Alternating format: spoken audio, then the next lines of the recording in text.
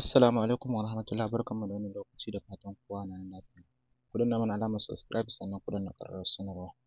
A yau na zo muku da wani bidiyo akan yadda za ku nemi aiki a ƙungiyar Save the Children, wato babbar ƙungiyar nan mai zaman kanta ga yara mabuƙata, wato Save the Children Nigeria za ta ɗauki sabbin ma'aikata a ɓangaren tsaro. Idan kana buƙatar cike wannan aiki, link yana ƙasan wannan bidiyo, wato description, sai ka shiga. Da ka shiga za ka ga ya kawo ka wannan shafi da kuke gani. Ita dai wannan ƙungiya ta Save the Children, wato ƙungiya ce mai zaman kanta ga yara mabuƙata, wadda take shirye-shiryenta a ƙasashe sama da guda 120. Sannan suna ceto rayukan yara, sannan kuma suna fafutuka wajen ƙwato musu haƙƙinsu. Haka zalika suna taimaka musu cikin damuwarsu. Sannan wannan ƙungiya ta Save the Children tana aiki a Najeriya, domin ɗaya daga cikin yara 5 na Najeriya suna mutuwa. Kaso 1 daga cikin yara 5 na Najeriya suna mutuwa kafin yaro ya cika shekaru 5. Sannan kuma kimanin kashi 40 cikin 100 na yara ba sa zuwa makaranta, kuma dole ne su yi aiki tuƙuru domin tsira da rayuwarsu. Haka zalika kusan yara miliyan 2 suka rasa iyayensu. Akwai yara sama da kusan miliyan 2 waɗanda suka rasa iyayensu. Wannan ƙungiya aikinta shi ne bin haƙƙin yara da kuma taimaka yara. Saboda haka ta shirya tsaf domin ɗaukan sabbin ma'aikata a ɓangaren tsaro. Don haka idan kana da sha'awa, link ɗin yana ƙasan bidiyon nan, description, sai ka shiga.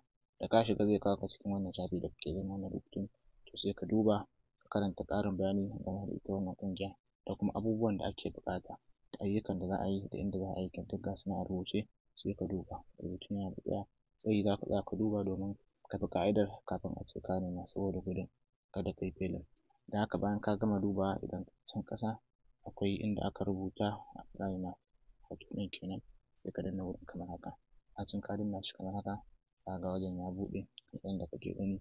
To daga nan zai kawo maka wannan shafi, wanda a nan zai maka ƙarin bayani game da aikin da za su ɗauka ɗin. Sai ka duba kai ƙasa, idan kai ƙasa nan idan ka karanta, can da Hausa ne nan kuma da Turanci, wanda ka fahimta kenan. Sai ka zo nan inda aka rubuta apply now, sai ka danna kamar haka. Bacin ka danna za ta nuno ka sa email ɗinka, sai ka shigar da email address ɗinka.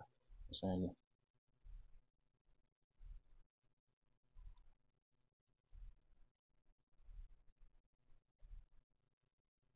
bayan ka shigar da Gmail ɗinka, sai ka danna nan inda aka rubuta agree ɗin nan, wannan tick ɗin sai ka yi kamar haka, ka danna. Bayan ka danna sai ka yi next kamar haka. To daga nan idan ka yi next, za ta buɗe maka wajen da za ka ƙara shigar da information ɗinka. Gashi nan import your profile, sai nan first name, sai last name, sai title da sauransu dai duka, sai ka shigar da number waya da address da komai. Bayan ka gama shigarwa, sai ka yi next. Idan ka yi next, za ta kawo ka waje na gaba, wanda shi ma za ka ƙara yin next. Za ka yi yes, sai kuma ka yi next. A haka dai har ka shigar da inda ka shigar da experience ɗinka, ka shigar da educational ɗinka, wato takardunka na karatu, duk sai ka shigar. Daga nan in ka kammala, shi ma sai ka yi next. Bayan ka kammala cikewa gabaki ɗaya, to daga nan sai ka yi submitting. Idan ka yi submitting, shikenan ka yi apply na wannan aiki. Step 4 ne dama, yanzu ɓangaren nan kana step 3, da zarar ka ƙara step 1, to shikenan. Misali in ka yi haka, sai submit ɗin da aka upload na result ɗinka na resume da kuma cover letter. Shikenan bayan ka yi, sai ka yi submitting. Da ka yi submitting, shikenan ka nemi wannan aiki.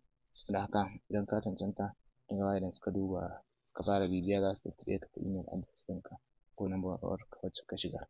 Wannan shi ne yadda za ku nemi aiki a wannan ƙungiya ta Save the Children. Saboda haka dukkan wanda ke sha'awar, link ɗin yana ƙasan bidiyon nan, description, ko kuma comment na farko.